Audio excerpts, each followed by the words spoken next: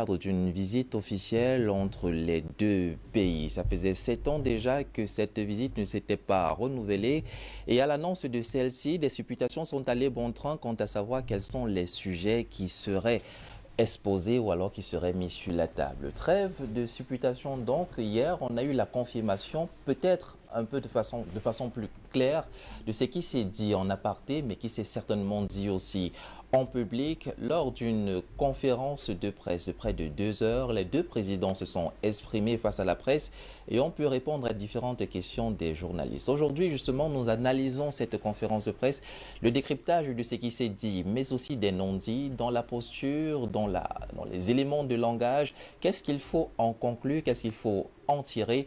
La visite d'Emmanuel Macron réchauffera-t-elle les relations entre les deux pays? Quel avenir pour ce pays, le Cameroun, justement? Quel avenir pour les accords de coopération entre la France et le Cameroun? Tout ceci vous sera certainement dévoilé lors de cet entretien. Mais pour commencer, revenons sur quelques extraits qui ont filtré de cette conférence de presse et on commencera par celui-ci.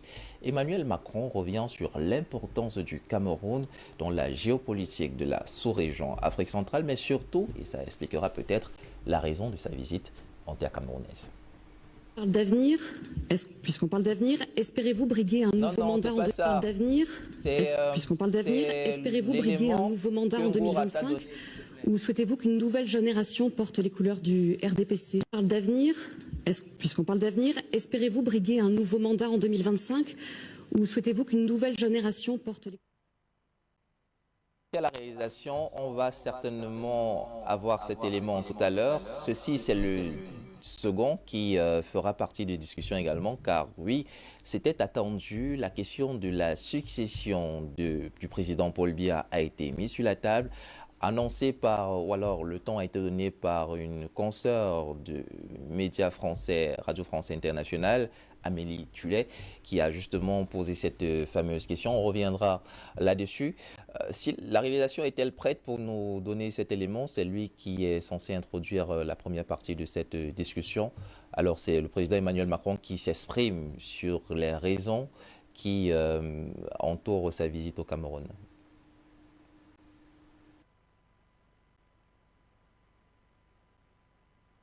Vous avez certainement regardé, Maître Franklin, cet entretien hier, cette conférence de presse. Est-ce que déjà dans les éléments de langage, les éléments corporels, vous pouvez...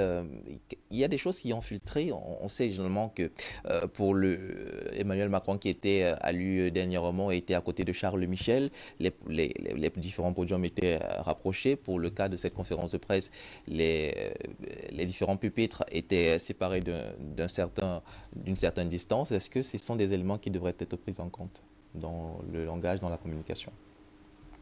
Cela peut peu ou prou avoir de l'importance dans le cadre de l'analyse de la conférence de presse des deux hommes d'État hier.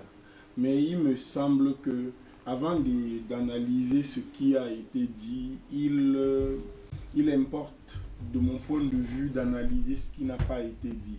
Parce que depuis lundi, nous travaillons, nous réfléchissons aux enjeux éventuels de cette rencontre d'État. Et nous avons évoqué les attentes qui étaient les nôtres en tant que jeunes Camerounais, en tant que jeunes Africains. Nous avons élaboré un certain nombre de réflexions. Et nous sommes au regret d'observer que jusqu'ici, nous n'avons pas eu vent de ce qu'un certain nombre de thématiques aient été abordées véritablement. Il s'agit d'un point de vue économique et monétaire de la question du franc CFA, qui, on doit le dire, est une épée terrible qui pèse sur la tête de 14 États africains et qui ne peut pas permettre, cette monnaie-là ne peut pas permettre, moi j'appelle ça un jeton de casino. Comment savons-nous que ça n'a pas été abordé? Parce que simplement cela n'a pas été dit, sauf si maintenant vous êtes dans les secrets des dieux et que vous nous direz que cette question a été abordée. Moi, je suis pragmatique et légaliste. Je crois que le respect que l'on doit à ces hommes d'État suppose que l'on admette que ce qui a été dit, c'est ce qui a été abordé. Maintenant, si les gens ont d'autres informations, ils les mettront sur la place publique et puis nous allons nous en abreuver. Nous n'avons pas nous n'avons pas le secret des dieux, donc nous débattons sur les éléments qui sont mis à notre disposition par les hommes d'État. En attendant donc que les services qui vous renseignent nous disent que ces débats ont été mis à l'ordre du jour. Vous pouvez donc pas vous désoler que ça n'a pas été abordé, puisque si rien, aucune je dis donc que jusqu'ici, ça n'a pas été abordé. Après, lorsqu'on me dira que ça a été abordé, je demanderai les conclusions, je demanderai les prises de position. Et il me semble, si vous voulez que nous fassions de l'analyse téléologique, que des sujets aussi importants comme ceux-là, à la fois pour l'opinion publique camerounaise et pour la politique française, ne peuvent pas être abordés à huis clos. Il est important de rendre compte en République aux populations et aux peuples qui détiennent le pouvoir ultime de ce que des sujets aussi importants que ceux-là aient été débattus et de ce qui en a pu être dit. Donc, si on ne l'a pas dit, une fois encore, je considère que c'est une erreur, une faute importante de communication, de ne pas transmettre et transférer au peuple la possibilité d'écouter, de savoir et même de participer à la réflexion sur des thématiques comme celle-là. Donc, il me plaît de réitérer que la thématique sur le franc CFA n'a visiblement pas été à l'ordre du jour, ce qui pour nous est un vide abyssal important qu'il sera difficile de combler. La deuxième chose, c'est que le contentieux historique n'a même pas été évoqué. Je crois que ça avait été évoqué avec l'ancien président français qui était venu en villégiature chez nous. Et on avait évoqué la question du contentieux historique, même si cela n'avait pas donné lieu à des débats au fond. Nous pensions que c'était l'occasion de venir. D'ailleurs, le contentieux historique a été évoqué. C'est vrai qu'on reviendra sur ce point, peut-être pas aussi profondément qu'on le veut, et les conclusions de cette évocation ne sont pas du goût de ceux qui l'attendent. On va revenir, Maître Franklin, sur c'est ça que je voulais, avant qu'on ne revienne au fond dessus, évoquer que à la fois la question du franc CFA, mais également la question du contentieux historique, et puis la question même de la restitution des objets cultuels et culturels devrait faire partie des thématiques débattues. Mais on n'a pas l'impression que dans les propos liminaires, ces sujets aient occupé une place centrale. Je crois que c'eût été de notre point de vue des questions plus essentielles que notre point de vue sur la guerre en Russie, le conflit russo-ukrainien. Donc, oui, toutes ces choses n'ont pas été abordées. Après, si vous voulez, les éléments de langage, je vais peut-être le dire pour l'évacuer définitivement.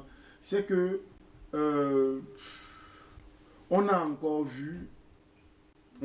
assisté à des scènes qui ne sont pas bonnes pour l'Afrique. On a encore assisté à des scènes qui ne nous grandissent pas. On a beau, par chauvinisme, défendre un certain nombre de positions, il faut admettre qu'en tant qu'Africains, nous avons intérêt à faire bouger les lignes à un certain niveau. Ce n'est pas... Hier, je disais, comme de façon prémonitoire, que des petites phrases, ça ne manquera pas. Le président de la République du Cameroun est passé maître dans l'art des petites phrases. Mais est-ce que c'est suffisant pour faire briller son pays à l'international et pour améliorer les conditions de vie des citoyens? Est-ce que c'est ce qu'il faut pour entrer dans l'histoire? Il ne me semble pas que ce soit suffisant. Maintenant, les échanges que nous aurons nous permettront de débattre un peu plus en profondeur sur les différents aspects de cette visite pour donner notre sentiment et livrer notre espoir ou notre désespoir quant à notre capacité, en tout cas la capacité de ceux qui dirigent le Cameroun actuellement, de nous mener à des horizons meilleurs. Petite phrase ou position ferme d'un pays représenté par sa plus haute institution reconnue comme souverain. Qu'est-ce que vous en pensez, vous? En tout cas, on est là pour débattre et analyser cette conférence de presse.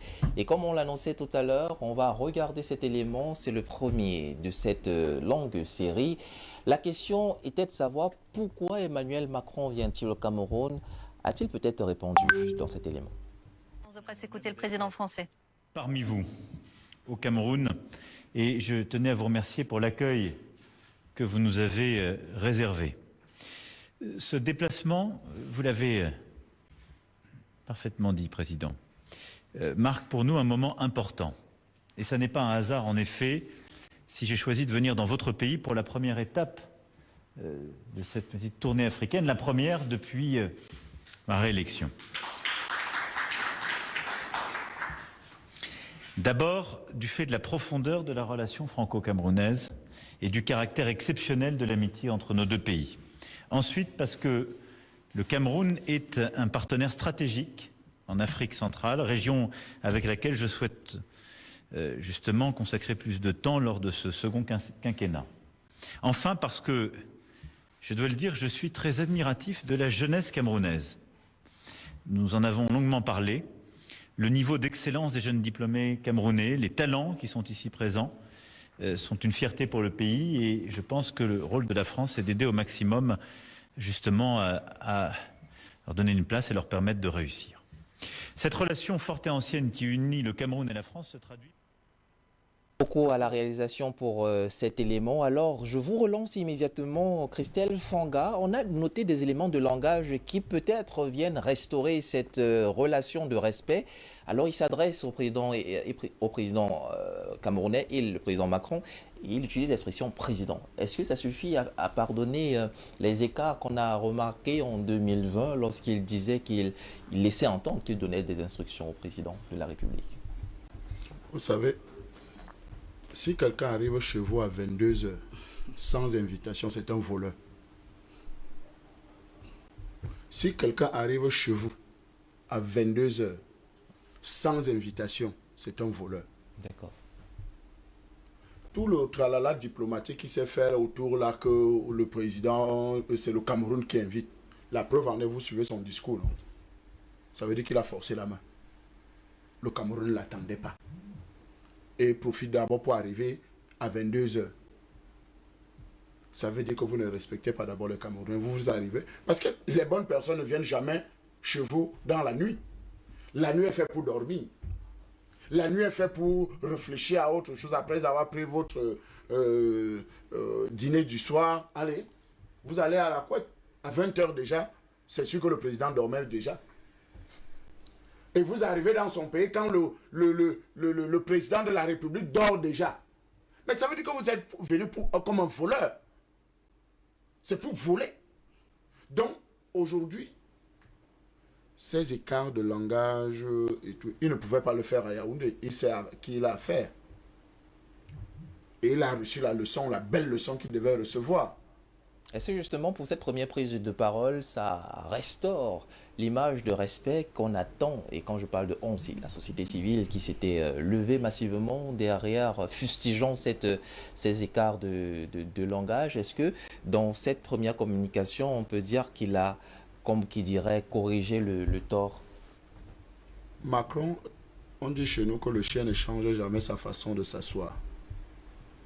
Mais comme il savait qui n'a pas affaire à un pantin, à un gamin, à quelqu'un qui apprend à faire les grimaces. Mais il avait affaire à un vieux sage, à un vieux lion. S'il s'amusait avec ces gamineries, il allait recevoir la leçon du siècle. Parce que la preuve en est à l'aéroport, vous avez vu à l'accueil, il a tapoté John Gouté. Le protocole lui a donné une certaine limite. Il a traversé cette limite. Vous voyez un peu à l'aéroport, si vous voyez les images. Bon, le directeur du protocole, Bikele... Comparaison n'est pas raison, mais au sommet de l'UE, il tapotait, il a l'habitude, c'est une marque d'affection, il a tapoté Olaf Scholz, il a tapoté Charles Michel. Oui. Donc, est-ce que... C'est sa catégorie. Mais les oiseaux volent par plumage. Et donc, si tapote John Gouté, ce n'est pas une marque de mépris? Non, si? c'est une gaminerie. D'accord. Et qu'il arrête ces gamineries quand il est en visite d'État. Parce qu'aujourd'hui, la vérité, c'est que la réponse, ou bien son comportement, vous avez vu qu'il s'est modelé, il a fait beaucoup d'efforts. Il a travaillé sur son caractère et son comportement avant d'arriver à Yaoundé. Parce qu'on lui a dit, tous les services lui ont rappelé que s'il veut faire quelque chose d'enfantin, il faut véritablement qu'il se calme. Parce qu'à Yaoundé, ça ne se passe pas comme ça. Et la preuve, il a tout fait. Et il a marché au rythme du vieux. Oui. Et c'était ça l'essentiel. D'accord. Marcher au rythme du vieux. Parce que s'il venait avec sa logique de condescendance, sa logique de « je vais appeler le président, je vais lui donner les instructions », vraiment, ça ne marcherait pas. Alors, Omer Seda, vous êtes du même avis que Christelle Fanga. Retour de respect rétabli entre les deux pays. On sait qu'en février 2020, ça a défrayé la chronique. D'ailleurs, on en parlait encore hier. Le président Emmanuel Macron laissait entendre ou croire qu'il donnait des instructions au président Biya en utilisant des expressions comme « je lui mets la pression ». Hier, on a vu une attitude plutôt sobre qui respecte les canons de la diplomatie. Est-ce que le respect est revenu entre les deux pays et les deux présidents? Je voudrais d'entrée de jeu évacuer une frustration qui est mienne, celle selon laquelle l'arrivée de Macron a été annoncée comme l'actualité phare. C'est peut-être le prolongement de nos consciences de coloniser. Imaginez-vous, mon cher Rim, la visite de son excellence Paul Biya en France pourrait-elle susciter une telle passion dans la presse? C'est une question qu'il faudrait que nous nous posions sérieusement. Alors, lorsque je l'ai dit, il me semble là très important de rappeler que M. Emmanuel Macron avait en face de lui une bibliothèque de la diplomatie. M. Biya, c'est 5 présidents français. M. Biya, c'est 57 ans dans la haute administration camerounaise. Et il me semble que M. Macron, lorsqu'il finira son deuxième mandat, il n'aura pas encore 57 ans. Il faut comprendre. C'est clair. Donc, lorsque je l'ai dit, ça traduit à suffisance le qui-vive sur lequel Macron est arrivé au Cameroun. Il avait en idée qu'il n'était pas en terre des hommes mous. Il s'est souvenu qu'il était sur les terres de Rouben Oumniobé. Il s'est encore souvenu que celui qu'il avait en face, M. Biya, peut-être les gens trouveraient à dire, à faire un bilan. Non, il ne s'agissait pas de cela. Il s'agissait de comprendre que M. Biya, c'est quand même celui-là qui avait rappelé que le Cameroun n'est pas la chasse gardée d'une quelconque puissance. Ça veut dire qu'il fallait retenir sa langue. Et au niveau du déploiement du langage de M. Macron, il fallait à tout moment qu'il se rassure qu'il n'allait pas traverser la ligne rouge. Et je crois sur le plan de l'analyse, la gestion tout autre, il est resté vraiment respectueux de la personne qu'il avait en face. Même si mon cher voisin et frère Christelle Fanga peut trouver des éléments pour remettre en cause ce respect, mais je voudrais simplement dire que chacun va dans la vie avec ce qu'il a dans sa nature profonde, dans son essence. Macron, c'est pas un bantou, mais M. Biya est un bantou. Et vous n'allez pas obliger un bantou, un patriarche, à utiliser le langage diplomatique des autres. Il a sa façon à lui de communiquer, il a sa façon à lui de faire passer le message. En attendant d'entrer dans la profondeur du dialogue, mais je vais simplement dire que M. Macron, durant cette conférence, est resté assez respectueux parce qu'il était là, dans le pays, peut-être pour reprendre l'expression chère à nos journalistes français parlant du Burkina Faso, des hommes intègres, parce qu'il a reconnu la capacité intellectuelle de la jeunesse camerounaise qui, dans cette dynamique de changement de respect de l'Afrique, occupe un rang de premier choix. Pafendom, les autres ont toujours rappelé que la France n'a aucun problème fondamentalement avec le Cameroun. Du moins, c'est ce que je dis. Mais nous avons un problème avec les méthodes de la France. D'accord. Et si hier, M. Macron s'est rangé à chercher à comprendre ou à respecter la bibliothèque qu'il avait en face de lui, nous disons simplement, c'est le début de la sagesse. Il faut qu'il continue dans ce chemin pour comprendre que 57 ans dans la haute diplomatie, ça se respecte.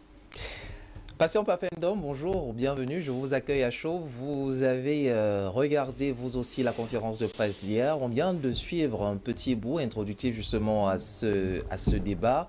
Et à la sortie de ce premier élément, Emmanuel Macron loue la dynamique de la jeunesse camerounaise Comment devrait-on comprendre ça? Est-ce que son regard se tourne définitivement vers la relève?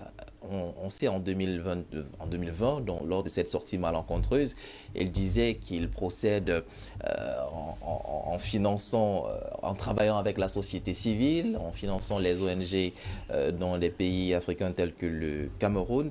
Est-ce son désir définitivement de se faire, entre guillemets, la jeunesse camerounaise afin de prolonger peut-être les relations diplomatiques entre les deux pays?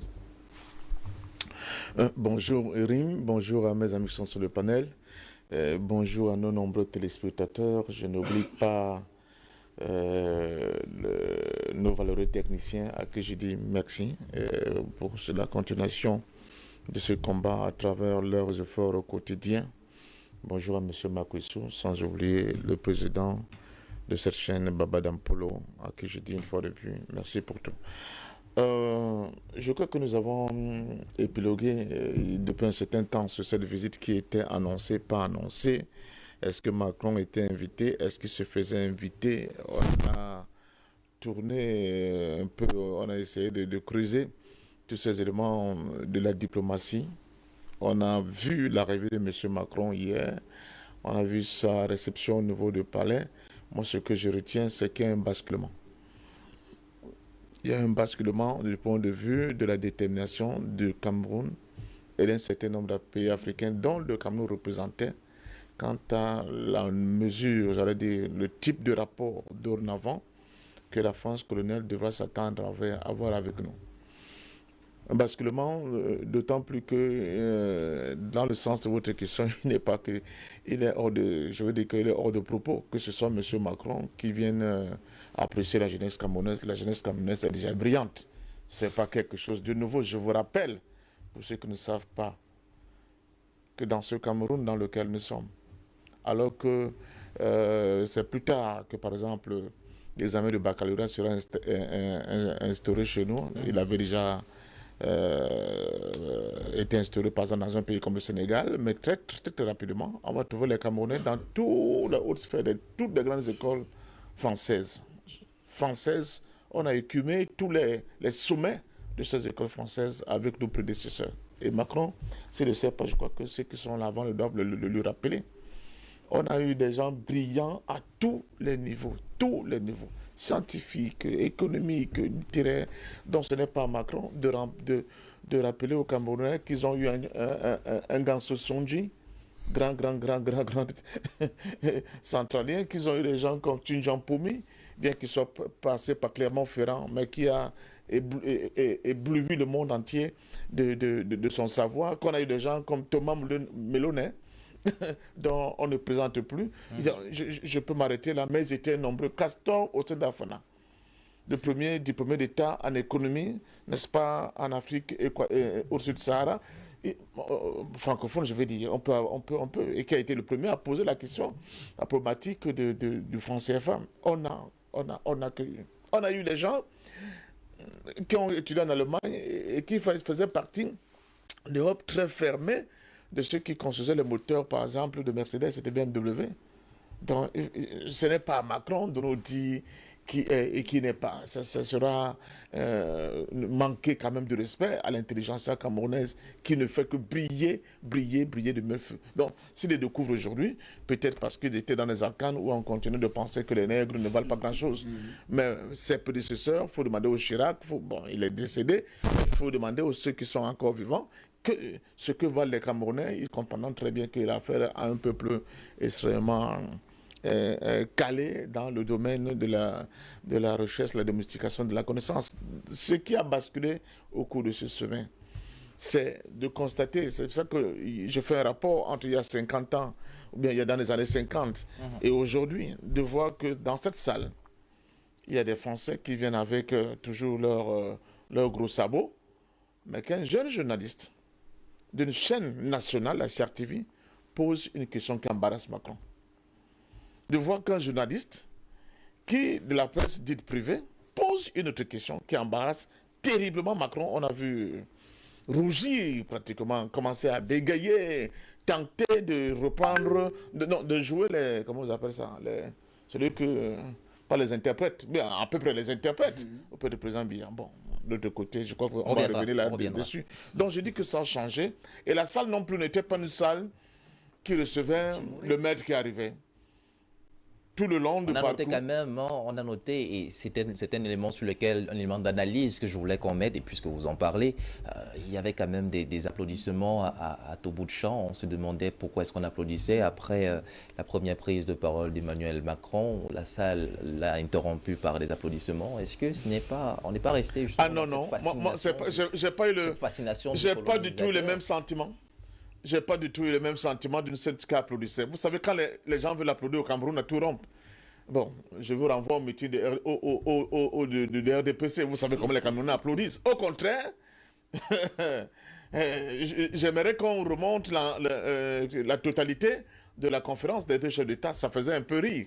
Donc, je pense que, je dis qu'on a assisté à un basculement, au moins du point de vue de la diplomatie, des rapports de force qui existent entre deux. Surtout quand on connaît la qualité des participants à cette rencontre-là, du point de vue du Cameroun.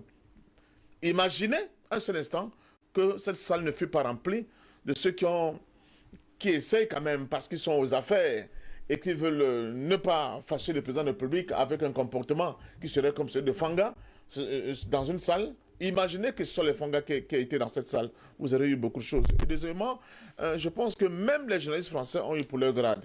Ils ont eu pour leur grade parce qu'avant, nos chefs d'État tremblaient pour pouvoir répondre correctement à un certain type de questions. Bon, je suis de toute façon satisfait. D'abord, je dis bravo au peuple camerounais. Je dis bravo à vous tous. Cette visite de M. Macron a été comme elle a été parce que vous avez participé à travailler le corps social camerounais. Au point où on a pu injecter le sens du patriotisme, du panafricanisme, même dans des sphères qui nous étaient impossibles, j'allais dire, dont on ne pensait pas que notre influence aurait pu avoir cette influence-là. D'accord. On a pris des étudiants de SOA, payés.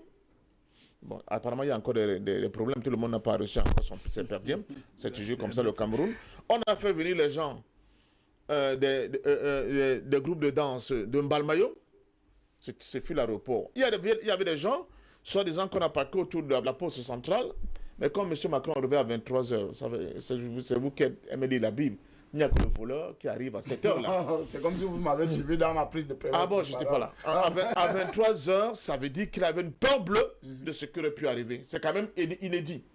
En dehors de De Gaulle qui est venu en rampant la nuit, c'est la deuxième fois qu'on voit quelqu'un qui vient la nuit, ça veut dire que c'est lui qui est demandeur, qui commande même. Et puis à la poste centrale, on a voulu chasser les gens. Hein. On leur dit, c'est fait tard, rentrez chez vous. Parce qu'on avait peur que si cette foule-là était encore les Macron passait par là, on ne sait pas ce qui aurait pu arriver. Donc moi je pense qu'on a assisté à une espèce de basculement dans le point de vue des rapports entre... On ira dans le fond de l'allocution des deux chefs d'État. D'accord. Et nous allons bien découvrir que Macron n'est pas venu dans les mêmes conditions que des gens comme Chirac, bien Pompidou. Ou plus récemment, François Hollande. François Hollande arrivé au Cameroun. Parce que vous, les panafricains, vous abattez un boulot que vous n'imaginez même pas. Vous n'imaginez même pas. Vous avez pu renverser la vapeur. Et je vous dis bravo, bravo pour tout ce que vous faites au quotidien.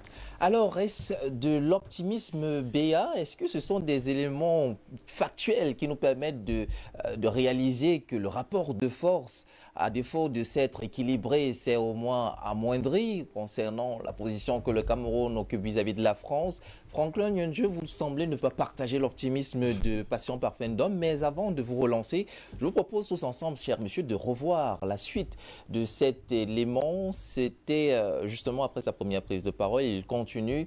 Et la question peut-être à laquelle il répond cette fois-ci, c'est rupture ou continuité de cette relation de paternalisme. On écoute. Les premiers partenaires de l'Agence française de développement. Aux côtés du gouvernement camerounais, elle a financé des projets à hauteur de 2 milliards d'euros ces 10 dernières années. Et les quelques 200 entreprises françaises présentes dans le pays, actives dans tous les secteurs, participent au dynamisme de votre économie. Et c'est une force pour nous tous. Alors, cette présence française, elle a été concurrencée ces dernières décennies. C'est bien normal par d'autres.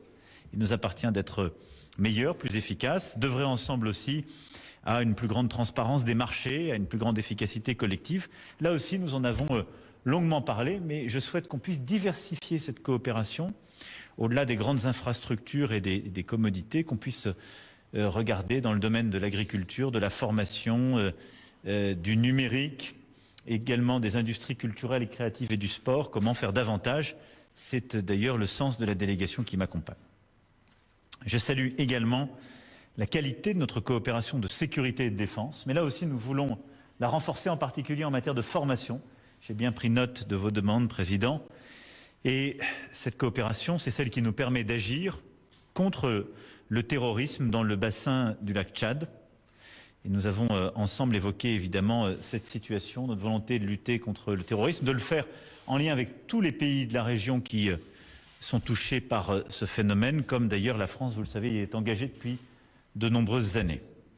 Nous avons également ensemble évoqué la situation de plusieurs pays de la région, notamment la République centrafricaine, et de notre préoccupation commune à l'égard des ingérences qui s'y font jour.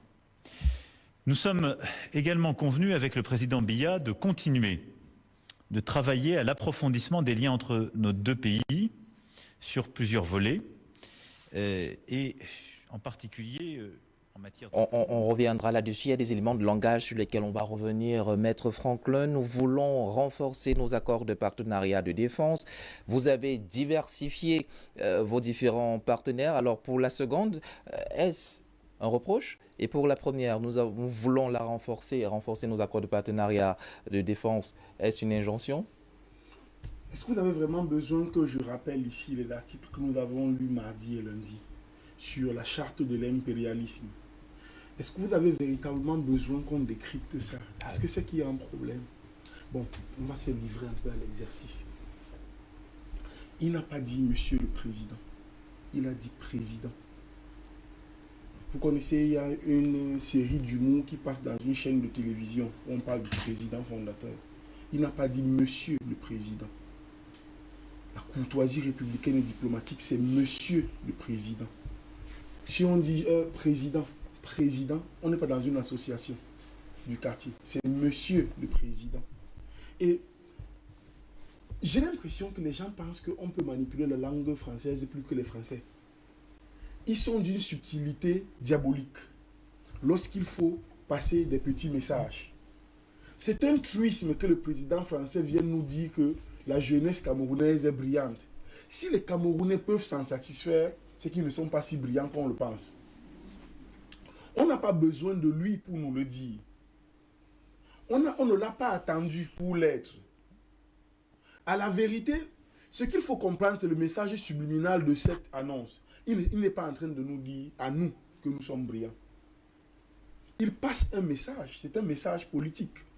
Vous savez, ces derniers temps, la jeunesse camerounaise, en tout cas une certaine partie de sa diaspora, a brillé dans les bruits en Europe, en France et en Europe.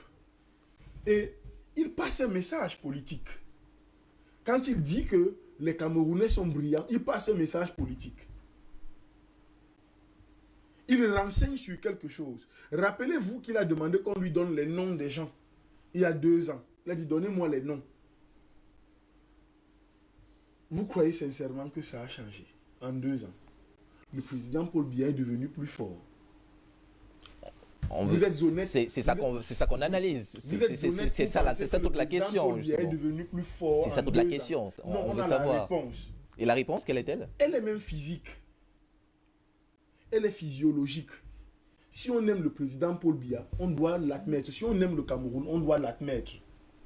Je crois qu'il y a un moment où on doit comprendre que le panafricanisme n'est pas la répétition mécanique béate, la répétition subjective ou bien je ne sais pas quoi, rêveuse de préceptes et de principes. Il s'agit de l'application pragmatique d'un certain nombre de réflexes, d'un certain nombre d'analyses et la mise en place d'un système de rigueur et de discipline à l'intérieur pour obtenir de ceux de l'extérieur qu'ils nous respectent.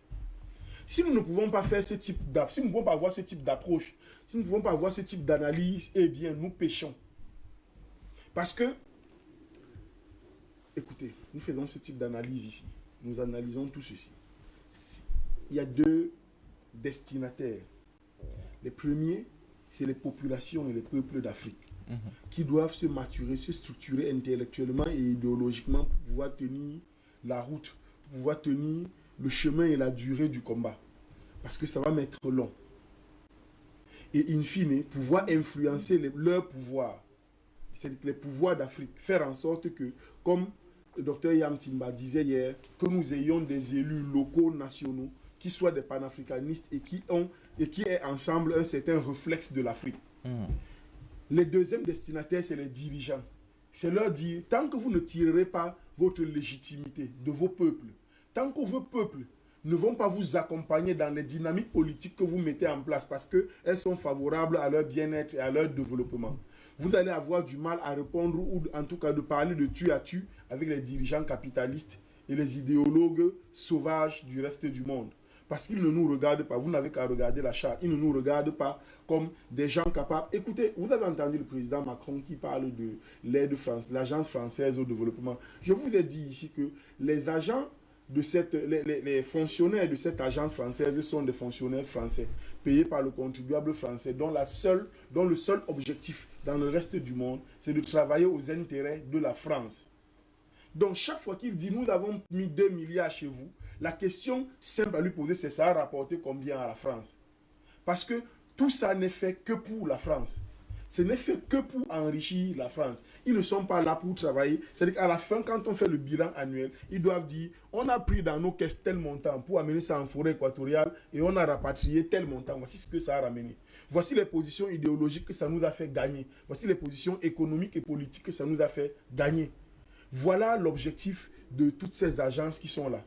Maintenant, dans le débat d'hier, j'ai dit que la multipolarité des rapports internationaux aujourd'hui est favorable à l'émancipation des pays d'Afrique. C'est-à-dire que le fait que les pays africains puissent désormais parler à la Chine, puissent parler à la Russie, puissent parler à l'Inde et même puissent se retrouver dans le BRICS et autres, participe effectivement à favoriser l'émancipation des pays d'Afrique. Mais pour que cela puisse être solide, définitif et pertinent, il faut que les États africains, eux, travaillent à les gouvernants africains travaillent à leur propre force. Alors, dans l'élément qu'on a regardé tout à l'heure, si Macron ne manque pas de relever cet aspect de la diversification de nos marchés et l'ouverture justement à d'autres partenaires financiers, économiques et commerciaux à travers le monde, est-ce que ce n'est pas un signe d'inquiétude justement que la France n'est plus forcément celle qui se taille la part du lion dans ces échanges-là? Oui, c'est clair que la diversification apporte certainement une réduction des parts léoniennes qu'avait la France dans des pays comme le Cameroun. Et donc, si le président Biya a pu ouvrir ce marché assez concurrentiel qui jusque-là était peut-être attribué en grande majorité à la France, est-ce que ça ne veut pas dire justement qu'il a pris du poids par rapport aux années antérieures? Deux choses. La première chose, c'est l'économie. Et la deuxième, c'est la politique. Si vous voulez, économiquement, je vous ai déjà dit, il n'y a rien à tirer tant que le franc CFA existe. Vraiment, appelez le docteur Yam Timba ou bien le docteur Douma pour vous expliquer ça techniquement. Il me suffit, moi, de vous dire que quand vous regardez la structure du franc CFA, il est impossible avec ça. Même les autres partenaires qui viennent chez nous parce que la France leur a donné la garantie que quand vous allez vendre chez eux, ils vont vous payer avec les monnaies de casino. Moi, je vais vous donner le vrai argent pour sortir de la forêt équatoriale. C'est-à-dire que même tous ces partenaires-là ne peuvent venir chez nous acheter ou vendre que parce que la France leur a donné la garantie que vous voyez le jeton de casino qu'il y a chez eux là. Oui, vous pouvez accepter ça. Moi, je vais vous donner l'argent à la sortie.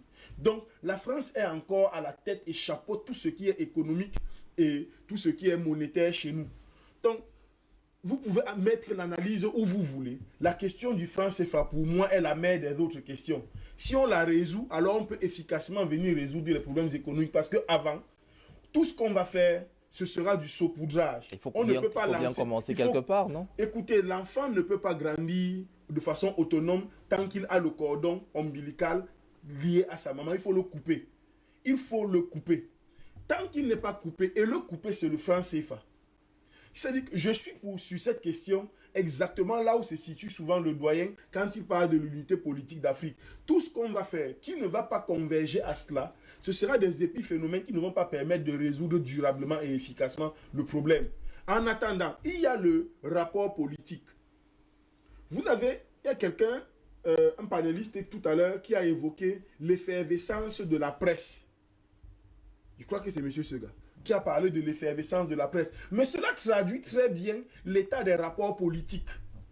Cela traduit très bien l'état des rapports idéologiques. Cela traduit très bien l'état subjectif des rapports des Camerounais, la presse et tout le monde. Qu'est-ce que ça traduit? Mais ça traduit que nous sommes encore là où nous étions il y a 100 ans. Ça traduit que nous sommes encore là-bas. La visite d'Emmanuel Macron devrait être un non-événement. Voilà pourquoi je dis c'est un épiphénomène, c'est un péri-événement. Encore que les sujets qui sont débattus montrent très bien que... Voilà pourquoi moi, plutôt que le terme basculement, pour ne pas me fâcher avec mon grand frère 2 jours consécutivement, moi je ne vais pas utiliser basculement, je vais utiliser c'est un shift. Oui, il n'y a pas basculement, réellement, il n'y en a pas encore. Mais il y a un shift. C'est-à-dire qu'il y a des petits soubresauts, il y a des petits mouvements de recul qui montrent que la volonté des peuples d'Afrique aujourd'hui a changé. Que le regard des peuples d'Afrique aujourd'hui est différent. Qu'il y a, du point de vue panafricaniste, de plus en plus d'attentes. Elles étaient moins fortes hier, aujourd'hui elles se cristallisent davantage. Ce qui fait que des événements comme ceux-ci donnent à faire rêver aux Africains que pour une fois, nos dirigeants peuvent... Écoutez, pourquoi le peuple malien aujourd'hui fait office d'exception dans la France-Afrique? C'est qu'ils ont le courage de dire un certain nombre de choses. Ils ont le courage de poser un certain nombre d'actes. Ils ne fonctionnent pas par périphrase, par épi-idées. Ils fonctionnent par des idées, par la mise en place d'une structure. Et d'ailleurs, quand vous regardez la façon dont, quand vous écoutez la façon dont le président de la France a répondu à la question qui touchait la question du journaliste de la chaîne nationale, qui touchait à la disparité de l'aide militaire lorsqu'il s'agit de l'Europe ou lorsqu'il s'agit de l'Afrique, vous voyez très bien qu'il a rapidement vrillé pour asséner sur le Mali un certain nombre d'accusations. Il a chargé sérieusement le Mali. Cela montre très bien qui le dérange. Qui en Afrique francophone le dérange. Il a parlé de la Centrafrique. Au lieu de parler de la Centrafrique sous le prisme des évolutions politiques, économiques liées là-bas, il a choisi de parler de la Centrafrique sous le prisme des dangers que représente ce pays en termes de déstabilisation et tout. Cela montre très bien qui le dérange. Il a aussi parlé dans la même logique. Hein, si on suit votre développement, il a tout aussi parlé du Cameroun. Et c'est pour ça que je revenais sur les expressions qu'il a utilisées quand il parle de renforcer la coopération militaire et sur le plan de la sécurité. Ça veut dire qu'il y a quand même une sorte de dégradation de ces rapports. On rappelle justement pour le cas d'espèce que le Cameroun a renouvelé ses accords de partenariat pour 5 ans encore avec la Russie, au plus fort justement de cette intervention russe en Ukraine combattue par la France et les Occidentaux. Donc, il n'a pas besoin de parler nommément du Cameroun pour savoir que... Le président Biya lui a répondu. Il a dit, pendant qu'il parlait de la Russie, que la Russie a rompu dans le cadre de la guerre en Ukraine les accords de l'OSCE, tous les accords de l'OSCE dont ce pays est signataire. Il a mentionné que lorsque la France intervient, elle intervient officiellement. Comme pour dire que la Russie, elle, intervient via des mercenaires. Il a relevé. Maintenant, moi, je ne discute pas beaucoup des accords militaires parce que hélas, les accords ne sont pas publics. On dit qu'il y a des accords, on ne sait pas à quoi ça tient. Vous voyez, quand on a parlé des accords économiques ici, avec les conventions minières et tout, on voit le contenu des conventions. Les accords militaires sont des accords secrets. Je ne sais pas quelle est l'étendue de ce qui se passe, de l'étendue du pouvoir que la Russie prend dans les accords militaires. Je ne sais pas la part que la France garde. Mais toujours est-il que c'est important pour la France d'affermir ses positions militaires au Cameroun. Surtout quand on a vu ce que la Russie a fait en République centrafricaine, pour essayer de maintenir l'unité de ce pays qui était en phase avancée de déliquescence. D'accord. Donc pas basculement, mais shift. Oui, moi je crois qu'il y a un léger shift dans les rapports qui n'est pas lié même à la politique institutionnelle, mais qui est simplement lié, là je suis d'accord avec le doyen, au fait qu'il y a un travail de fond qui est en train d'être fait et que les regards, la télévision, Internet aujourd'hui permettent que nous soyons au courant de toutes ces choses jusque dans les villages et donc que on ne peut pas négliger le fait que les opinions publiques africaines, que les populations d'Afrique ont des demandes beaucoup plus importantes et que à la fois les dirigeants des peuples d'Afrique et les présidents des pays occidentaux comme la France sont un peu regardants, ils sont attentifs, ils font attention à ce qu'ils disent désormais. Mais pour tout ce qui est institutionnel, je ne crois pas qu'on ait changé. On sait que dans l'impérialisme, je m'attendais parce que le président Macron vienne continuer le propos informel qu'il a eu en France en 2020. S'attendre à cela, c'est aussi être un peu politiquement naïf. Il ne devait pas venir continuer ça. Il n'était pas dans la rue. Il était dans une rencontre d'État et il n'avait pas à continuer. Il a utilisé des termes plutôt soft, mais pour dire exactement la même chose qu'il a dit la dernière fois. Maître Franklin Nyong, je pense que rien n'a changé dans le rapport de force entre les deux. L'élément qu'on a vu tout à l'heure rappelle quand même que le président Macron relève des domaines où la France est un peu en difficulté au Cameroun, notamment ses partenariats économiques qui se sont multipliés avec le temps et les partenariats de défense encore plus importants. Il faut rappeler que les différentes crises dans lesquelles le Cameroun est englué aujourd'hui, notamment celle au nord-ouest et au sud-ouest et celle de l'extrême nord, le Cameroun n'a pas fait appel de façon officielle à une aide militaire extérieure, encore moins celle de la France. Est-ce que justement vous partagez l'avis de Maître? Rien n'a changé, la main est restée aussi dure, peut-être aujourd'hui dans un gant de velours pour les usages de la cour, mais en réalité le maître est resté le maître. Ça veut dire que vous ne connaissez pas le Cameroun. Quand un président français arrive au Cameroun, c'était l'euphorie générale. Oui. On a vu quand même des gens danser à l'aéroport hier. On a vu la route coupée. On a dit aux gens, à certaines personnes de ne pas venir au travail. Les bureaux, les ministères, de ne pas venir au travail. Pour ceux qui étaient sur le couloir de sécurité, non. On a fermé les bureaux de ceux qui étaient dans le couloir de sécurité. Était-ce bien nécessaire? Et ce n'est que normal pour l'arrivée d'un président de la République qui doit être en sécurité parce qu'on ne sait pas d'où ça peut venir. Bien sûr. Et vous savez qu'il y avait des choses qui étaient bien préparées pour l'accueillir. Parce qu'on avait prévu bien l'accueillir, qu'il sache qu'il était au Cameroun. Heureusement que le palais présidentiel lui a démontré que tu n'es pas en terrain conquis. Parce que sa condescendance qu'il a menée, il a ravalé sa langue. Ça, il faut se le dire. Donc, quand nous parlons de ces choses-là, c'est pour dire quoi? Le Cameroun n'a pas fait seulement un chiffre. C'est quelque chose d'extrêmement important. C'est une leçon même. C'est un leapfrog, c'est une expression aussi. Je dis bien, c'est quelque chose d'extrêmement important pour notre nation. Extrêmement important que nous avons grandi. Nous avons atteint la maturité. Ça, il faut s'en féliciter. La maturité quand des étudiants qui sont censés être l'avenir d'un pays acceptent 3500 pour aller se masser pour accueillir un président étranger. On a atteint vraiment cette maturité. C'est un autre débat. C'est une question. Ça fait partie du débat, avant, justement. On ne payait même pas. Avant, on ne payait même pas le transport. Suivez-moi. Avant, on ne payait même pas le transport. C'était mieux parce que les gens avaient donc l'idée. Ils pensaient. Donc les gens étaient contents d'aller voir la mère patrie, la peau blanche, aller voir le président français. Donc ils se massaient partout dans les rues. Maintenant, on force les gens d'aller accueillir. Donc on leur donne une garantie que voilà l'argent de transport pour que tu puisses arriver au lieu. Je ne suis pas sûr que les gens de Yaoundé aiment que vous disiez ça. Écoutez, je vous dis quelque chose qui est sérieux. Oui, j'ai dit que je ne suis pas sûr qu'ils aiment que vous disiez qu'ils ont besoin de payer. Même si c'était à l'époque, le président même à minuit devait être à l'aéroport. Oui.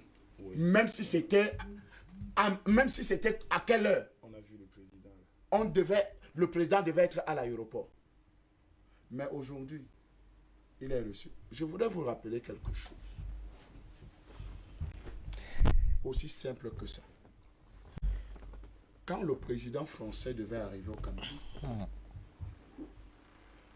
il y avait des réunions préparatoires. Des réunions préparatoires qui mobilisaient tout le monde. Qui mobilisaient toutes les villes. Qui mobilisaient toute la haute administration.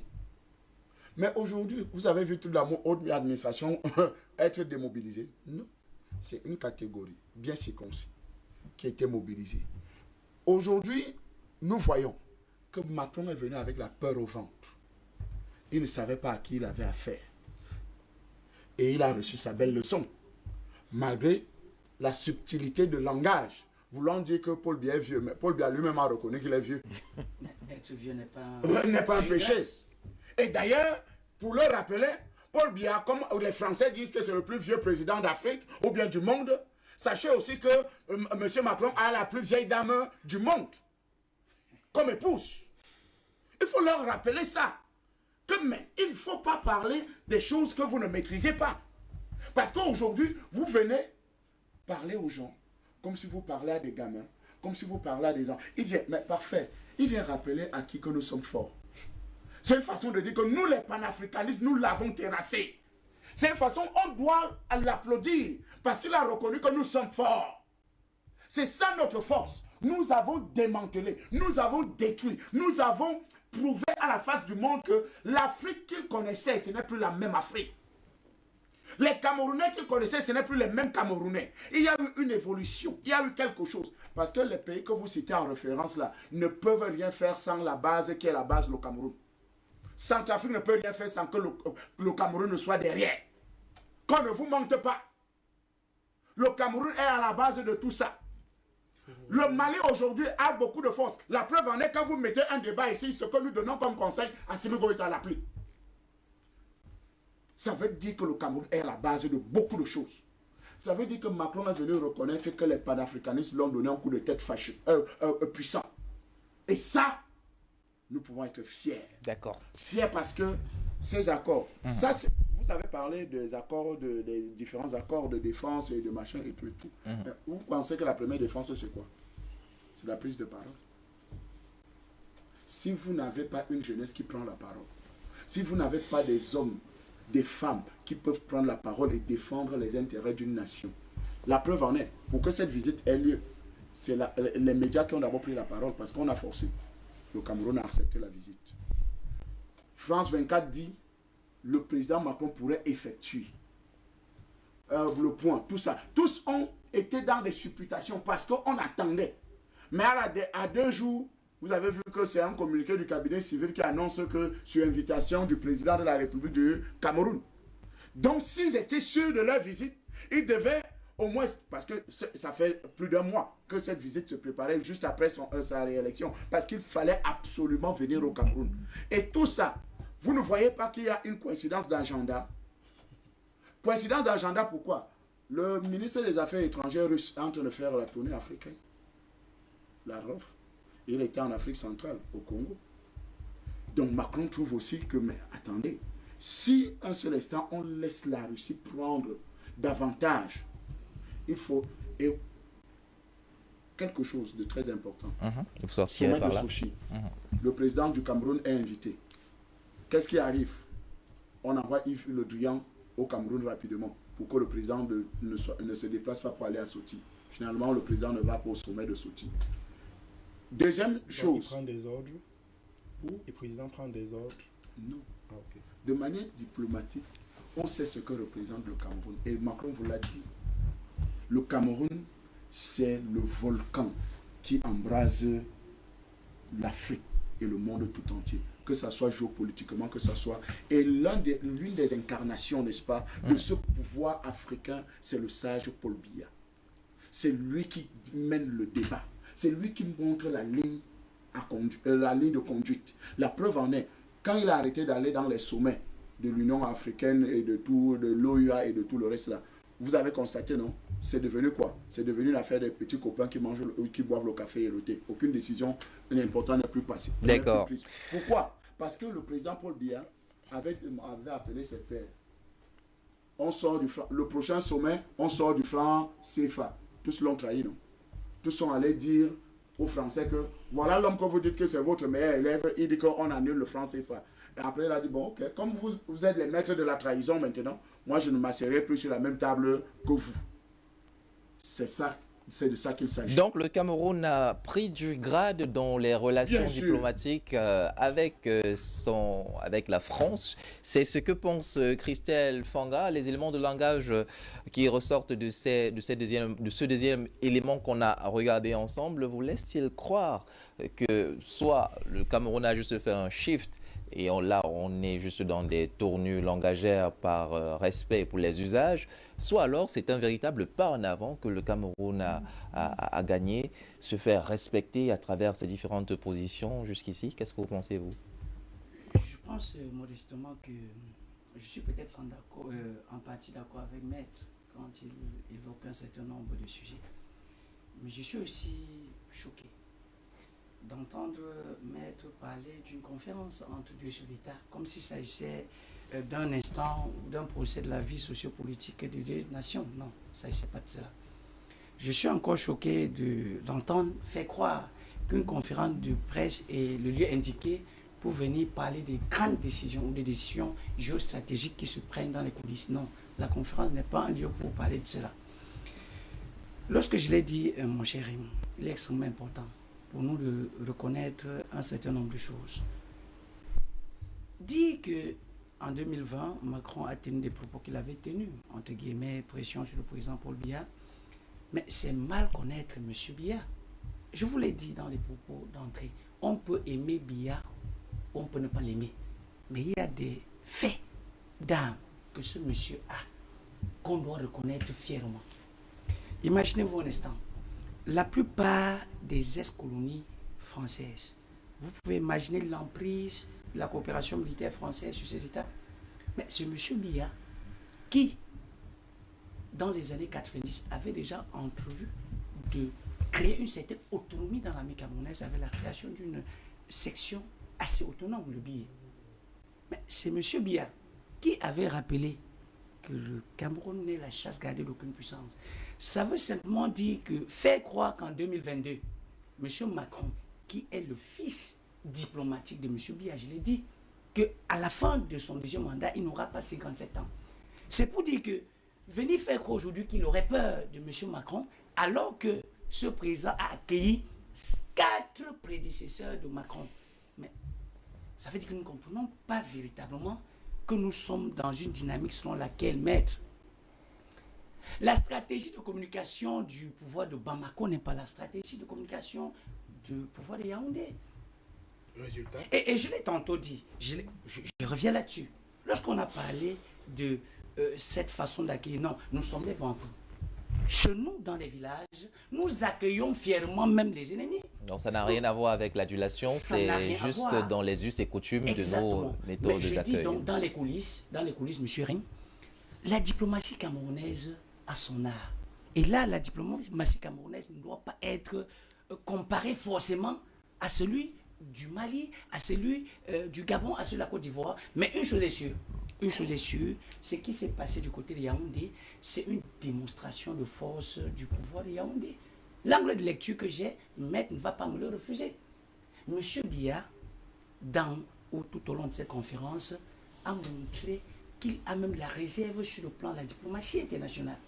Mais contrairement à M. Macron, qui dans sa tête est resté... Réserve ou peur? Mais pas peur, de quoi est-ce que vous parlez? Attendez. Monsieur C'est une question, nous parlons répondez là juste à la question, d'un on essaye de comprendre. Je vous dis et je reviens, je peux paraître ridicule, mais je dis, M. Macron, à la fin de son deuxième mandat, n'aura pas 57 ans.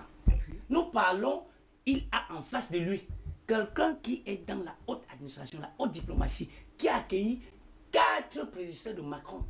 Mais de quel point parlez-vous? C'est un mérite. Bien sûr. Non, mais de quel point Mais maître, c'est un mérite. Permettez-moi, monsieur. Je n'ai rien affirmé, c'était une question. Il faut. Je voudrais bien dire là. Être vieux, c'est un mérite. Je voudrais bien dire là. Il faudrait que nous comprenions. Être vieux, c'est un mérite. Christelle Fanga, permettez que Omer Sedaf chute. Je voudrais dire une chose. Je suis très loin, celui qui pourrait passer pour un donneur de leçons. Mais je voudrais que nous comprenions que l'analyse même de ces conférences devrait être faite purement et simplement sur l'angle diplomatique. Parce qu'il ne faudrait pas une transposition de cette rencontre entre deux chefs d'État et dans les faits, la politique interne. Mais M. Macron, dans son pays, n'a-t-il pas de problème? Il ne faudrait pas que nous puissions être là en train de vouloir confondre cette conférence de presse à une situation, des questions comme la succession. Mais attends, on ne parle pas de succession dans une république. Et le Cameroun a des mécanismes de succession.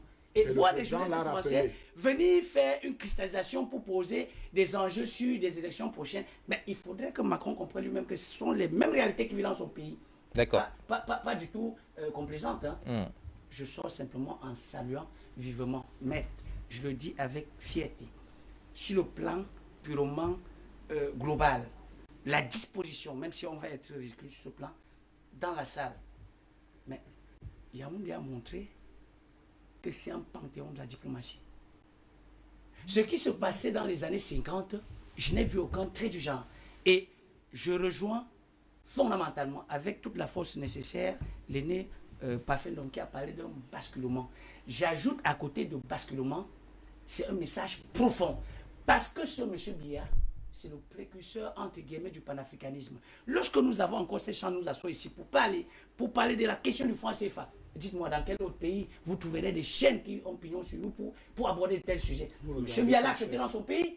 Mais s'il a accepté, ça veut dire quelque part, il est impliqué dans cette dynamique. Et son implication, ne cherchons pas à ce qu'il utilise la même stratégie de combat que les autres. Il a sa diplomatie à lui. Thomas Sankara, petit à dont petit, vous prenez référence, a été formé au Cameroun. Au Cameroun de Paul Biya. Le Cameroun est en train de faire son chemin et le Cameroun est l'un des pays pionniers dans cette lutte de restauration de la dignité africaine. Et M. Macron l'a reconnu, pas par gaieté de cœur, parce qu'il s'est souvenu que sur le sol de Roubaix ou Niobé, on retient ça là avant de parler. C'était attendu à l'ordre du jour des sujets abordés. Passons par fin d'homme, je vous ai vu prendre beaucoup de notes. Mais avant, je vous propose de regarder cet autre élément. On ne parle pas de succession en République, mais on a parlé de l'après-Biya tout de même. Et c'est Amélie Tullet, consoeur de la chaîne RFI, qui a donné le ton avec cette question et la réponse qui a suivi. On regarde. Puisqu'on parle d'avenir, espérez-vous briguer un nouveau mandat en 2025 ou souhaitez-vous qu'une nouvelle génération porte les couleurs du RDPC à la prochaine présidentielle? Je peux répéter ma question si vous voulez. Bon, je vous remercie. Pardon, excusez-moi. Amélie Tullet de RFI, Radio France Internationale. Là, c'est bon? Ma question, espérez-vous briguer un nouveau mandat en 2025 ou souhaitez-vous qu'une nouvelle génération représente le RDPC à la prochaine présidentielle? Vous ne m'entendez pas. Madame demande si en fait, tu veux briguer un nouveau mandat en 2025 pour le compte du parti. Je suis votre ambassadeur. Je vous remercie, madame. Comme vous savez, le Cameroun est dirigé conformément à sa constitution. D'après cette constitution, le mandat que je mène a une durée de 7 ans. Alors, essayez de faire la soustraction. 7 moins 4 ou 3, et vous saurez combien de temps il me reste à diriger le pays. Mais autrement, ça sera sûr. Quand ce mandat arrivera à expiration, vous serez informés sur le point de savoir si je reste ou si je m'en vais au village. Une réponse cinglante et qui nous rappelle une autre, et cette fois-là, le président était différent, mais du même pays, à Hollande. Quand on a évoqué justement la question de la succession de Biya, la réponse alors à cette date était ne dure pas au pouvoir qui veut, mais qui peut. Alors, changement de fréquence, peut-être notre président aujourd'hui, la question de la succession au pouvoir, de l'alternance en tout cas, est revenue. Quelle est la lecture que vous faites? Et premièrement, de cette question posée à ce moment précis, mais également de la réponse du président Paul Biya. Je vais commencer par là très rapidement pour dire que, bon, effectivement, le président Biya s'attendait bien à cette question. Premièrement, deuxièmement, je suis convaincu qu'il avait bien compris. Justement, parce que d'aucuns se demandent pourquoi est-ce qu'il a dû se la faire répéter 2 fois et plus tard par celui qui s'est fait appeler l'ambassadeur de Biya. Justement, pourquoi est-ce qu'il a attendu? Il s'attendait à cette question. Il a fait exprès de donner l'impression qu'il n'avait pas compris la question. À quelle fin? Mais c'est pour en réalité dire définitivement à tous ces journalistes français, la question de l'alternance au Cameroun, de départ du président de la République de son fauteuil ou pas, ce n'est pas aux étrangers que le président en donnerait la primeur.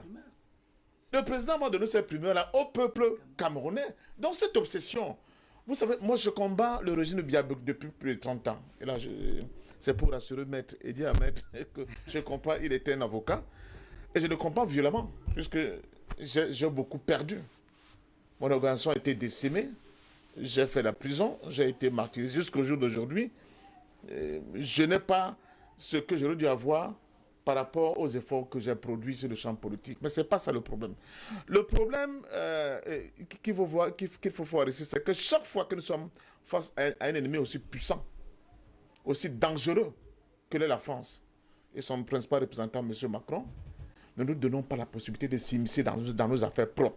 Et c'est la réponse que M. Biya a voulu lui donner. Ce n'est pas à vous de me demander quand est-ce que je vais, soit j'irai dans mon village prendre ma retraite, ou bien si j'aurai besoin de continuer. C'est une affaire qui est réservée uniquement au peuple camerounais. Ne vous mêlez pas.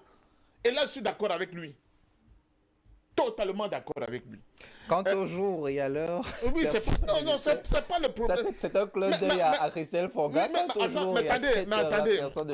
Attendez, cher ami. Vraiment, c'est là où, quand je parle de contentieux historique, ce sont encore des, comment on peut appeler ça, des métastases de ce contentieux historique qui s'exprime à travers cette question. D'accord. Il ne viendra jamais à l'idée d'un journaliste du Suriname ou bien de l'Indonésie de poser cette question à Biya. Pourquoi c'est seulement la jeunesse française qui peut avoir le toupet de poser cette question au président Biya? Je rappelle quand même. Pour qu'on ne s'égare pas. Il y a des élections qui sont passées dans ce pays qu'on appelle le Cameroun. Bien avant que le Conseil constitutionnel, la Cour suprême qui agissait en lieu et place du Conseil constitutionnel à l'époque, déclare qu'il était le vainqueur. M. Chirac, président de la République française, avait déjà envoyé des messages de félicitations au président Paul Biya. Donc que la France fasse attention. Nous ne sommes pas des gens qui n'ont pas de mémoire. Ne nous donnez pas l'impression qu'aujourd'hui vous êtes les sauveurs du peuple camerounais. On connaît ce que vous avez fait dans ce pays pour justement maintenir les choses dans l'équilibre qu'il a là aujourd'hui. Et donc la donne a-t-elle changé? Mais oui. La donne a beaucoup changé. Quand vous entendez quelqu'un dire que avant la France avait 40% de part de marché, maintenant ils sont réduits à 10%. Selon vous, rien n'a changé. Rien n'a changé. Mais comment on peut dire que rien n'a changé? C'est clair. Quelque chose a changé de fondamental. Et il vient là en VRP des sociétés françaises pour reprendre la main dans certains pans de notre économie. Moi, je vais loin. Je suis sûr que le tête-à-tête entre le président Biya et Macron s'est très mal passé. Moi, je suis sûr. Je suis convaincu. C'est un opposant à Biya qui vous parle. Hein? Et l'un des opposants qui ont été d'opposants radicaux. Hein? Je suis convaincu. Parce que même à la suite de la question, et là, maître le dit, sur comment on appelle ça, les accords militaires avec la Russie. Mais à un moment donné, Macron il s'est saisi d'une question qui ne lui a pas été posée. On voyait comment le gars était vraiment mal à l'aise. N'oubliez pas que quand Macron vient en Afrique, il vient avec un agenda. Hein. Bien sûr. Et il n'est pas seulement scruté par vous, il est scruté par les politiques françaises. Il répond beaucoup plus aux attentes de son propre public là-bas qu'à vos attentes. Donc, en réalité, et de l'Europe, parce qu'il est aussi venu dans le cadre de la de grand agenda que l'Europe et l'Occident ont lancé pour l'Afrique. Les 600 milliards là, qui vont venir investir en Afrique pour contrer l'influence chinoise et russe ou quelque chose quoi. Il vient en VRP pour dire que nous avons de l'argent, lui, peut-être que on vous avait pas bien compris. Il vient là pour essayer de mettre le manyanga sur nous. Vous êtes intelligent, vous avez une intelligence comme ça. Un peu de bétadine sur les blessures. Le petit fait là, nous on est placé niveau. Vous comprenez? Maintenant, la question Maintenance. je vous rappelle, le 14 juillet, Macron a été hué en France. Hein. Ah oui. Hué, hein? Il a été hué violemment. Hein? Donc, il ne veut même pas avec toutes les assurances qu'il avait avant. Oui. Ah oui, mais ça ne fait rien. Il voulait tuer Biya. On sait comment il a terminé. Il a terminé. Bon, donc, l'autre truc, donc il vient avec un agenda. Mon cher ami, le pire des politiciens camerounais, c'est le diamant dans d'autres pays d'Afrique. Parce que c'est le Cameroun au Miobé. Même ceux qui ont collaboré avec la France, ils ont toujours des relents de panafricanisme et de nationalisme parce qu'ils se sont frottés à ce qu'il y avait de mieux sur notre continent. Vous savez comment le Cameroun fait avec Kamer pour acheter les Boeing? Vous savez que la France avait mis toute la pression pour qu'on achète les Airbus. À l'époque, hein, avec Aïdjo, vous avez su comment le Cameroun avait fait. Faites attention au Cameroun, hein, même si nous sommes là entre nous, quand on n'est pas d'accord, parce que nous, comme maître là, on voulait qu'on aille le plus vite possible, le plus haut possible. Et on estime que nos frères qui sont en face de nous ne font pas le boulot avec la vitesse qu'on aurait souhaité. Mais cela ne signifie pas qu'ils n'ont pas une hanche de nationalisme. C'est faux. Le dire, ne pas dire la vérité. Alors je vous parle. Il y a des milliers, non pas de milliers, des centaines, et plus de 1000 soldats camerounais en formation en Russie. C'est anodin. Alors je vous parle. La reconnaissance de ces accords militaires, autant de focards, ou bien, je ne sais pas, même de Chirac, tu pouvais le faire. C'était compliqué, hein? Donc, quand je parle de basculement, c'est-à-dire que par rapport à celui qui est comme, j'allais dire, la pupille du néocolonialisme au Cameroun, que ces gens-là, dont je parle du camp de pouvoir qui est au pouvoir, puissent avoir le courage de déplacer le curseur comme ça. C'est ça que j'appelle le basculement. Et ce basculement, il est quoi? Il est le fruit du travail d'éducation, du travail d'information, du travail de pédagogie que vous menez tous les jours sur ce plateau. J'avais envie de dire qu'avant de commencer cette émission, qu'on applaudisse pour le Cameroun et pour les panafricains que nous sommes. Nous avons réussi quelque chose de très fort. Alors, maître me parle, est-ce que au Centrafrique, au Mali, ils font? Oui, d'accord. Mais c'est le même Mali qui a encore quelques années. On voyait un chef d'État malien monter dans un char français pour aller faire campagne électorale au nord de Mali. Hein. C'est ce même Mali qui a produit l'étincelle et le basculement qu'on connaît aujourd'hui. Donc, c'est ça un basculement. Donc attention. C'est ça un basculement. Attention. Je dis l'eau. J'aime prendre cet exemple. Maître, une seconde. Et on sortira par là. Oui, j'aime prendre cet exemple pour dire à Maître de faire attention parce que c'est-à-dire que dans la perception des choses, ne soit pas, comment on dit ça, ne soit pas entier, parce que nous sommes dans un domaine qui est le domaine de la diplomatie. Là, le changement qualitatif de l'eau, il ne se perçoit pas au premier coup de regard. Vous mettez l'eau, il est au feu, il est l'eau. Mais plus ça chauffe, plus sa température mute à l'intérieur de cette eau-là. Il est en train de modifier, de changer d'aspect. Vous ne vous rendrez pas compte. Vous vous rendrez seulement compte quand le Cameroun va devenir le Mali. Mais entre-temps, en interne, il y a eu des mutations et des transformations terribles. Parce qu'il passe de 40 à 50, 50 à 60, 60 à 70. C'est quand il va arriver à 100 degrés que tu vas voir que cette eau qui était liquide est devenue un gaz. D'accord. Donc, maître, je dis bravo à ce qui s'est passé hier à Yaoundé. C'est un encouragement justement pour qu'ils aillent vite, qu'ils accélèrent le mouvement et qu'ils puissent arriver à ce que tu souhaites, c'est-à-dire la Centrafrique, peut-être le Mali. Mais même dans le cas de la Centrafrique, et là je suis d'accord avec mon jeune frère, ils ont la chance d'avoir quelqu'un de jeune, mais quelqu'un qui a ici hérité d'un pays qui était complètement failli. Lui, il avait beaucoup plus. Il n'avait pas tous les lourdeurs que nous traînons encore au Cameroun.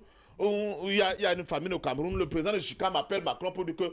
il n'y a pas de famine. Il y a la crise ukrainienne. Le président de JICA m'appelle pour dire que, pardon, viens nous sauver. On veut le blé. Parce qu'il veut faire ses pastas. Parce qu'en Centrafrique, il n'y a pas ces contraintes. Hein. Parce qu'il veut faire les pastas. Il n'y a pas ces contraintes. Attention. D'accord, merci. Il n'y a pas ces contraintes. Merci, Passion Papendom. Donc, je pense que, maître, ton travail n'est pas un travail inutile. Ton travail est extrêmement important et il porte des fruits. Et il porte d'autant de fruits que je vous dis que ce que j'ai vu hier, j'aurais aimé qu'on nous montre toute la conférence en intégralité et qu'on débatte. Vraiment, je vous assure, c'était un basculement. Et nous souhaitons, et nous continuons d'encourager ceux qui sont en face de nous, avec qui nous sommes en combat en interne, sur des questions diverses, des questions de forme de l'État, la nature de leur État néocolonial. Papa, c'est le moment est arrivé. Il faut accélérer le mouvement. Parce que les Camerounais sont demandeurs, parce que les Africains sont demandeurs. Il n'est jamais trop tard pour bien faire. Et pour une fois, je dis, j'applaudis à la diplomatie camerounaise pour ce qui s'est passé hier du côté de Yaoundé. C'était un grand moment de nationalisme, un grand moment de l'affirmation du fait que les Africains ne veulent plus se laisser compter sur le plan de la diplomatie internationale. C'était quelque chose de... Merci, patient parfait d'homme. On n'a plus beaucoup de temps. J'ai une petite interrogation qui... Quand Macron voulait parler de la jeunesse, féliciter la jeunesse camerounaise, c'est quelle jeunesse qu'il s'agissait? C'est de qui? Ses amis. Non. La question est-elle rhétorique ou c'est à moi qu'on l'a Parce que quand vous suivez, c'est comme s'il avait déjà le nom de cette jeunesse-là. Vous voyez un peu, de ces personnes. Donc aujourd'hui, nous devons, et je suis très d'accord avec vous, parfait, n'est-ce pas? Parce que la vérité, c'est que cette jeunesse à qui il parle, ou il félicite là, ce n'est pas cette jeunesse que eux, ou bien, eux, ils ont choisi. Non, c'est nous, cette jeunesse-là. D'accord, allez, merci Christelle. Ce que vous avez oublié, ça peut tenir en 30 secondes. Oui, vous me connaissez, vous me taquinez. Bon, je pense que ça va tenir en 30 secondes. Il vous en reste 25. L'effervescence de la presse. Ah ok, on ne va pas revenir sur ça. On a évacué ça. Il y a des points, puisqu'on en a déjà parlé. Alors, vous avez beaucoup interpellé Maître, et c'est avec vous qu'on va sortir. Est-ce que le mythe de la France, faiseuse de roi au Cameroun en particulier, est-il tombé hier, après cette réponse du président de la République? Cette façon d'évacuer cette question a-t-il brisé le mythe de la France faiseur de roi au Cameroun? De plus en plus, et je crois que comme c'est son habitude, il nous écoute. Le directeur général Marc Ouessou doit se rendre à l'évidence que le temps d'antenne imparti à cette partie de l'émission devient maigre, il devient famélique et qu'on devrait peut-être trouver... Et vous venez d'en grignoter encore quelques minutes.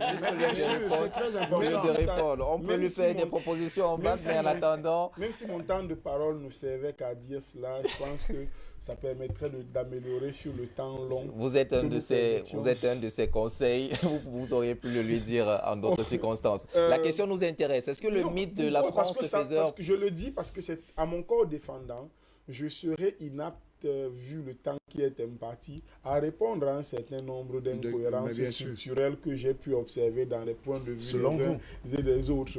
Sauf si tu crois maintenant que nous sommes jumeaux et que je porte ta parole. Je crois que je parle encore pour moi, Christelle Fanga. Et j'ai l'avantage que mes écrits viennent de moi et pas des livres que dont Donc, il fallait cette pique-là pour sortir. Mais allons-y au fait, s'il vous plaît. Oui, je suis là-dedans. Ce que je dis, c'est quoi? C'est que les émissions, pour moi, se suivent et ont un lien ici sur ce plateau.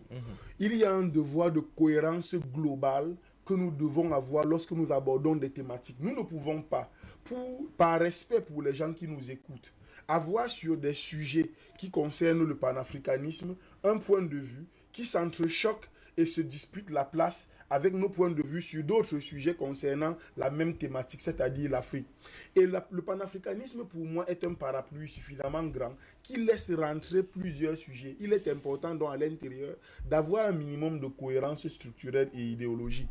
Je dis ça pour relever que nous ne pourrons pas avoir un panafricanisme solide si nous lui enlevons l'importance, nous, d'être forts à l'intérieur pour pouvoir parler aux autres. Si le panafricanisme pour nous consiste simplement à relever que des pays qui n'ont aucun intérêt à travailler pour nous, qui n'ont aucun intérêt à réfléchir pour nous, ont réfléchi contre nous, eh bien cela me semble être insuffisant. Je suis d'accord, et je l'ai déjà dit ici, que nous n'avons pas à obéir aux définitions de la démocratie telle que dictée par l'Europe. Je l'ai déjà dit ici à foison. Je dis, une fois, on a travaillé sur cette thématique ici. Et je l'ai dit, je l'ai répété. Je n'obéis pas aux définitions occidentales. Quand on vient me dire, est-ce que le président tel a bien fait, qui est juge de ça? C'est le peuple, c'est les peuples d'Afrique qui sont in fine juges de ce qui est bien pour eux. Ce n'est pas l'Occident. Est-ce que justement la sortie d'hier n'a pas rappelé ça au président Macron? Précisément, il reste que nous ne pouvons donc pas nous targuer de dire on a fait ci, on a fait ça. Alors qu'on voit très bien que la France partout en Afrique continue, je ne vais pas dire d'assassiner, mais de participer à l'élimination à la fois politique et physique d'un certain nombre de leaders d'Afrique qui, eux, lesquels leaders travaillent au bénéfice de l'Afrique. Et si vous avez lu la charte de l'impérialisme, ils adoubent, ils protègent, ils couvrent l'ensemble des leaders politiques africains qui travaillent pour eux, qui sont leurs marionnettes. Ils le disent et ils continuent de travailler comme ça. Donc, ma grille de lecture, c'est que nous, en tant que peuple au Cameroun, nous avons à mettre suffisamment de pression sur nos dirigeants. Parce que les dirigeants, eux, veulent rester là, à ne rien faire.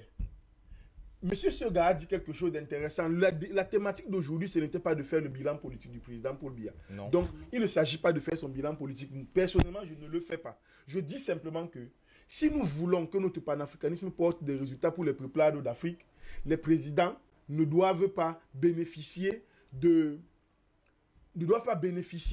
faveurs dont ils n'ont pas besoin. On doit les mettre en permanence au travail, élever le niveau de demande et de pression pour faire en sorte que les sacrifices de dévanciers, qu'on ne continue. En fait, personnellement, je le vois, je lui dis ça tous les jours, je le vois depuis des années, je l'écoute, je suis sa trajectoire et avec lui, de célèbres dévanciers pour dire que on doit être suffisamment rigoureux et exigeant pour que ces gens-là fassent le travail pour lequel ils sont payés. D'accord, merci maître. Et dans le 11, justement, c'est le peuple et plus les pressions extérieures qui devraient favoriser cette émulation et cet appel au panafricanisme et surtout au nationalisme dans chaque pays. Merci à vous. Je sais qu'il y avait encore de la propos, mais on n'a plus le temps. L'émission est finie, il est 9h35. On a déjà dépassé les 5 minutes. Je voudrais dire une chose. Les pays, attendez, Christelle Panga, vous me permettez? Le Mali et la Centrafrique, qu'on cite un exemple, ou bien Thomas Sankara, qu'on cite un exemple, ne sont que la formation du Cameroun. D'accord, quand vous l'avez dit, on a compris. Ça veut dire que le président Paul Biya est un moteur essentiel pour la libération de notre continent.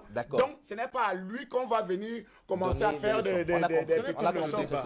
Je vous en prie, merci. On ne va pas revenir dessus. Et si on a une jeunesse de qualité, c'est une jeunesse professionnelle également qui sait suivre les carcans. Le jour où on élargira l'émission à 10h, on pourra prendre suffisamment de temps. Mais si l'émission c'est 9h30, il est de mon devoir de respecter ce canevas. Merci à vous. Merci à vous, chers panélistes. Exceptionnel quand même. Bien sûr, merci à vous, chers panélistes, d'avoir participé à ce débat. On va rester en stand-by par rapport à la visite du président en terre africaine qui continue à Cotonou. Et c'est au Bénin, on reviendra sur cette actualité vendredi. On n'en a même pas parlé. Mais demain, on parlera précisément de la lettre de Blaise Compaoré. Blaise Compaoré qui demande pardon au peuple burkinabé pour la mort de Thomas Sankara. On en parle demain dans notre édition de jeudi. Ce fut un plaisir de vous servir cet autre réveil panafricain. Restez des nôtres. DBS est à vos côtés.